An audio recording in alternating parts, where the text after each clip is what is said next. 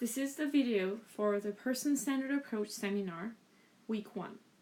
This is the part dedicated to the Abridged Mindful Action Plan.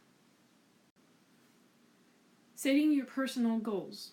As we saw in class watching the video, it is important for you to know what your goals are so that you can focus and spend time on them, because they are the ones that really matter. We can easily waste time on things that are not important. Please look at page 3 of your handout. For this first step, I hope you'll take time to finish the sentence, I am. I want you to write 3 sentences which describe who you are. Please don't give your name, for instance, I am Sophie, or don't say I am alive. Thankfully, you are alive, but it's not going to truly describe who you are. Now, hopefully, you've spent the time to fill out these 3 sentences, and I would like you to cross out the first sentence. Are you still you? Take some time to think about it. The reason we have this I am activity is to show you that yes, words describe you, but they are not you, or at least not all of you. In addition, sometimes words limit us. They don't let us be everything we can be. For instance, you could say, I am shy, so I cannot easily talk to someone I don't know. Well, maybe you are shy, but does that really mean you cannot talk to someone I don't know? Isn't it just the word shy that kind of forces you to be that way? So it forces you to have limits? Personally, I think that if your goal is to make new friends and meet new people, shy doesn't matter. Shy is just a word. What matters is what you really want to do, what you really care about. In conclusion, what matters is to do what you care about.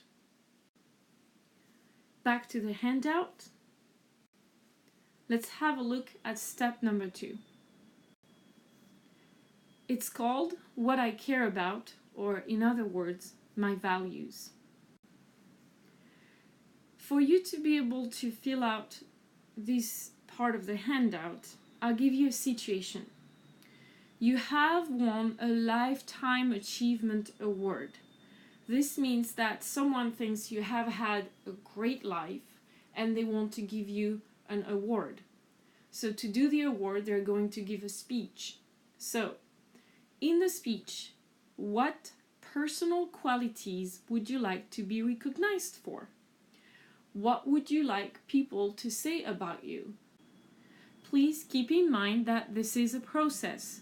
Step by step, throughout the semester, you might discover more values or even different values, and they will in turn become your goals. To summarize, in part 2, write down the qualities that you want to achieve in your lifetime. What qualities would best describe you at the end of your life? For step 3, the last step of the handout for setting your personal goals, I would like to explain the action part. Hopefully you have figured out what your values are, or at least what you care about. Now, what can you do to make this happen? The title of this part is What I Do, right? So the action, do, to live by my values. As I said, once you have your goals, you need to take action. Let's start with pinpoint or define and measure. So in the first column, you need to write down your goals, one goal for each line, and maybe try to describe the benefits of this goal. For instance, on the handout, it's written yoga instructor. So the goal is to become a yoga instructor. The benefits are have the knowledge and ability to help people improve their health. Maybe this is also a way to set your goals. Think about the benefits of these goals. Next, think about the behaviors that will get you there. Remember, it's all about action, right? So, which behaviors are going to get you there?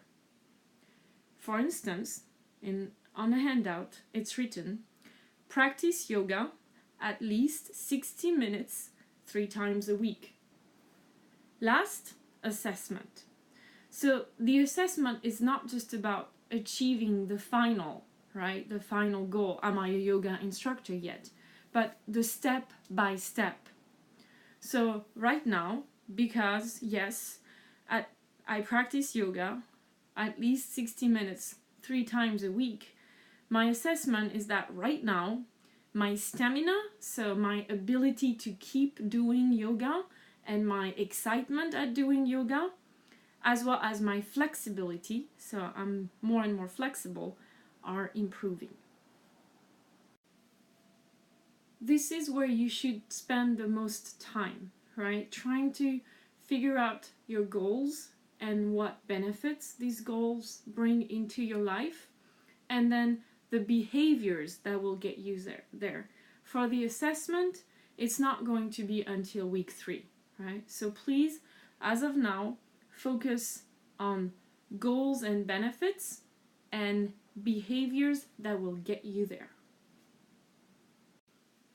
To summarize, pinpoint and measure represent your actions to reach your goals. The next 3 steps are not something you have to do now, but I want you to understand what they are. So, feedback. From week 6, you will find an accountability partner. And this is someone who is going to support you, to help you reach your goals. When you start meeting with that person from week 6, your accountability partner is going to give you feedback. It is very important to describe what a positive feedback is for you. You might be surprised, but not everybody has the same idea about what a positive feedback is. For example, I had a student who had lost quite a lot of weight, and she asked her friends to give her feedback about her health, not her looks. Meaning that she was happy if people said, "Wow, you look healthy. It looks like you've worked out a lot. You must be in good health." She didn't want to hear, "Oh, you look so beautiful. Oh my God, your face is so small and so beautiful." No, she didn't want people to give her feedback about her looks. Even though they were positive, she wanted feedback about her health. It is also important to describe what a corrective feedback is. A corrective feedback is, well, when you haven't quite been able to either achieve your goal or do the behavior that you wanted to achieve your goal. So you need someone to help you make it better.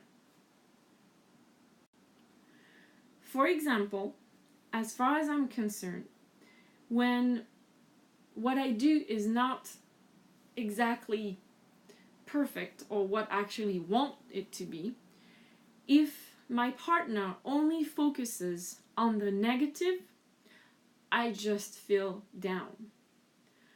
Don't get me wrong, I want to know what's wrong with what I'm doing, but I don't want to just focus on the negative, because there's always a little bit of positive in what you do. To summarize, yes, I want people to help me get better, but I also want them to point at what was already good in what I did. We did pinpoint and measure. They represent your actions to reach your goals. Feedback, when you're getting someone's support. And reinforce. Well, it's not always easy to keep trying hard, right? So what is important is for you to think about what will help you maintain your progress. Or in other words, what will help you maintain or keep your motivation. Later on, as I said, we will decide who our accountability partners are and also ask them about the type of feedback and reinforcement they need. So don't worry too much about the bottom part of reinforce. But maybe you can start thinking, what keeps you motivated? Pinpoint and measure, feedback, reinforce. The last part, evaluate. Well, as you may have noticed, life keeps on changing. So maybe you need to change a goal because you need to make it more challenging. Let's say your goal was to get 550 on the TOEIC, you have reached this level, maybe now you get to go higher. Or once you have reached a goal, you might want to have another one, completely different, right? So setting goals and achieving them is a process. Things keep changing.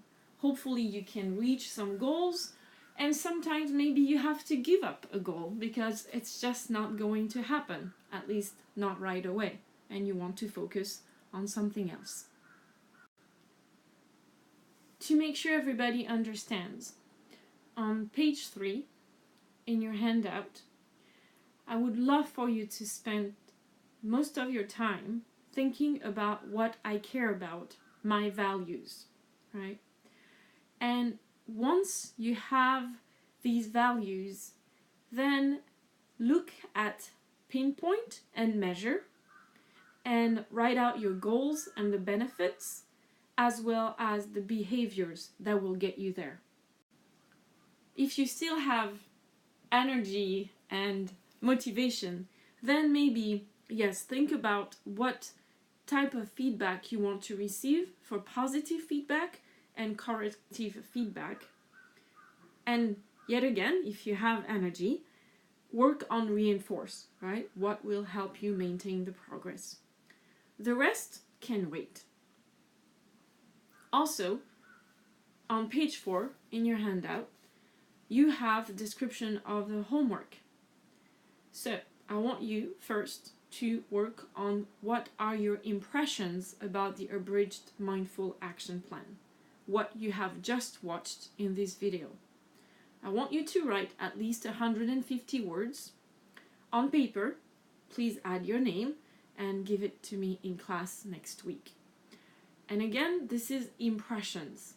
I am not asking you to share your goals with me. You don't have to. If you want to, that's fine. But how do you feel about this Abridged Mindful Action Plan? Do you think it's going to be useful? Why? Why not? And then number 2, as I've been saying, spend more time to think about your values and what you do to live by them, because we will start measuring them from week 3. So hopefully you will have some goals in mind that you can start measuring. And then from week 6, you will get feedback, reinforcement, as well as a little bit of evaluation. So get ready step by step. The last thing you have to do for the homework is to bring something that will help you introduce yourself. Something can be an object, a picture, a song, a video, a story, a book. It can be anything, as long as it helps you talk about yourself in a deep way. Thanks again for today. It was great meeting you all. Have a beautiful day.